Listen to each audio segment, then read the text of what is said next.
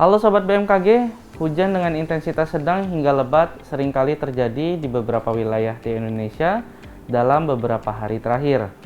Hujan dengan intensitas lebat tersebut dapat berasal dari kumpulan awan-awan hujan yang dikenal sebagai sistem konvektif skala meso atau Mesoscale Convective System yang disingkat dengan MCS. Lalu kemudian apa itu MCS dan bagaimana MCS tersebut dapat terbentuk? Berikut informasi selengkapnya. MCS merupakan kumpulan awan-awan konvektif yang membentuk sebuah sistem. Suhu puncak awan pada sistem ini dapat mencapai kurang dari minus 32 derajat Celcius, serta cakupan spasial antara 100 sampai dengan 500 km untuk MCS yang berbentuk bulat, dan dapat mencapai 200 hingga 900 km untuk yang berbentuk oval. Orientasi bentuk MCS tersebut dipengaruhi oleh kekuatan angin pada lapisan menengah dan juga pada lapisan atas atmosfer. Awan badai MCS kerap kali terjadi di berbagai belahan dunia, termasuk di wilayah tropis seperti di Indonesia. MCS juga menjadi salah satu kontributor utama kejadian hujan dengan intensitas sedang hingga lebat, dengan durasi yang cukup lama hingga lebih dari 3 jam. Serta hujan juga dapat terjadi dengan disertai oleh kilat maupun petir serta disertai dengan angin kencang. MCS atau Mesoscale Convective System dapat berubah single cell ataupun multisel. Gambar berikut akan menunjukkan siklus hidup MCS yang berupa single cell. Diawali dengan fase tumbuh, di mana fase ini akan memakan waktu 5 hingga 10 menit, dengan ukuran sel awan dapat mencapai 2 hingga 8 km. Dengan adanya aliran udara ke atas, akhir dari fase ini ditandai dengan adanya kejadian petir atau kilat. Pada saat fase dewasa, prosesnya akan memakan waktu antara 25 hingga 30 menit. Aliran udara ke bawah atau downdraft akan terbentuk dan hujan pun akan terjadi. Sementara itu, untuk aliran udara ke atas atau updraft akan melemah karena adanya aliran downdraft tadi. Aliran downdraft inilah yang menjadi salah satu faktor pengangkat massa udara selanjutnya untuk membentuk sel awan yang baru, tentunya di area yang tercakupi oleh awan dengan fase matang ini. Dan pada saat fase ini juga potensi terjadinya hujan es sangat tinggi loh sobat. Lalu kemudian pada saat fase punah, aliran updraft sepenuhnya punah, dan hujan yang terbentuk pada saat ini juga terjadi dengan intensitas ringan hingga sedang saja. Pada Mesoscale Convective System atau MCS multisel, setiap sel awan akan menghasilkan hembusan angin atau wind gas ke bawah yang menjadi daya angkat massa udara untuk membentuk sel-sel awan yang baru, yang umumnya akan terbentuk di sisi depan dari arah pergerakan sistem ini. Pada bagian D adalah sel awan yang sebelumnya berada di fase punah, sementara itu sel C adalah awan di fase dewasa dan berada tepat di tengah-tengah MCS. B adalah sel awan baru yang masuk pada fase pertumbuhan awan. Sementara itu pada bagian E adalah cikal bakal awan konvektif yang baru.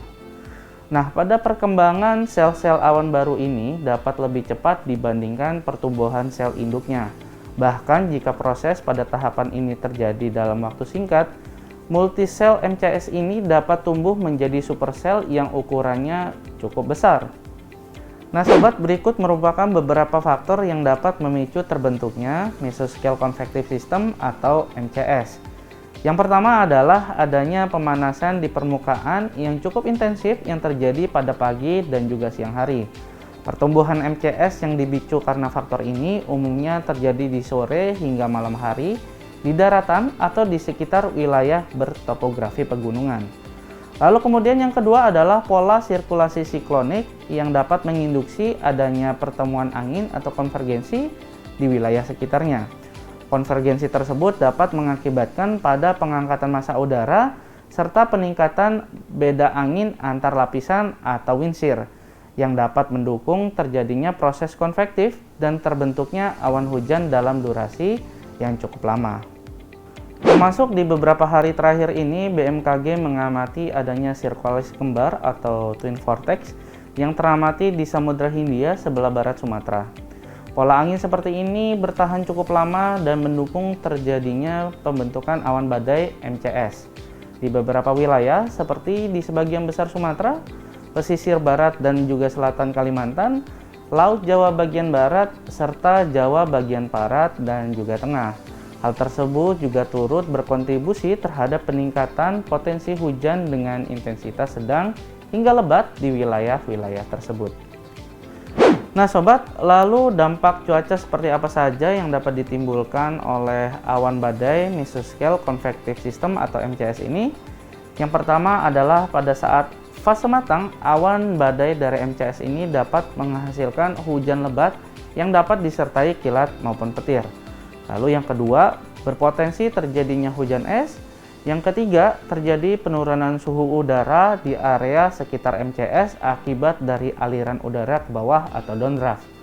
Lalu yang keempat, adanya angin kencang atau angin puting beliung di sekitar area MCS.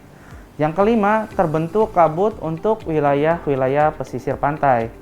Lalu yang keenam adalah turbulensi kuat karena adanya aliran udara updraft dan juga downdraft. Berdasarkan pantauan terkini perkembangan musim di wilayah Indonesia, saat ini di bulan Mei potensi hujan di sebagian besar wilayah Indonesia mulai berkurang. Nah, namun demikian mengingat kondisi atmosfer di wilayah tropis sangatlah dinamis, di mana perubahan pola angin, kelembaban, dan juga faktor lokal masih dapat memicu pertumbuhan MCS di beberapa wilayah di Indonesia. Nah sobat, lalu bagaimana dengan prospek cuaca untuk sepekan ke depan? Berikut kami sampaikan informasi untuk Anda.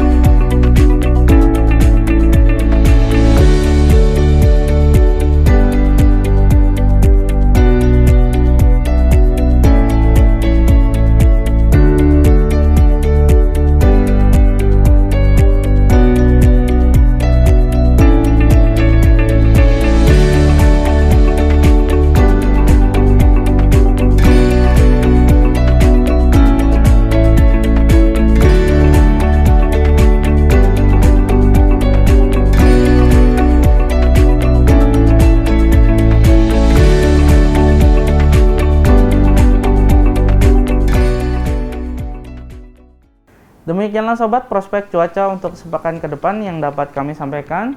Kami harap informasi ini dapat bermanfaat bagi sobat sekalian dan kami tetap menghimbau sobat untuk mengupdate informasi terkait dengan cuaca, iklim, kualitas udara, serta gempa bumi melalui laman web www.bmkg.go.id.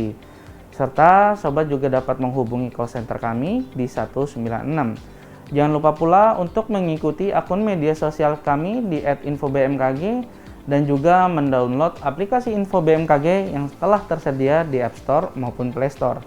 Mari bersama kita kenali cuaca dan lingkungan agar terhindar dari bencana hidrometeorologi. Saya Gumilang Derenadian, salam sehat dan sampai jumpa.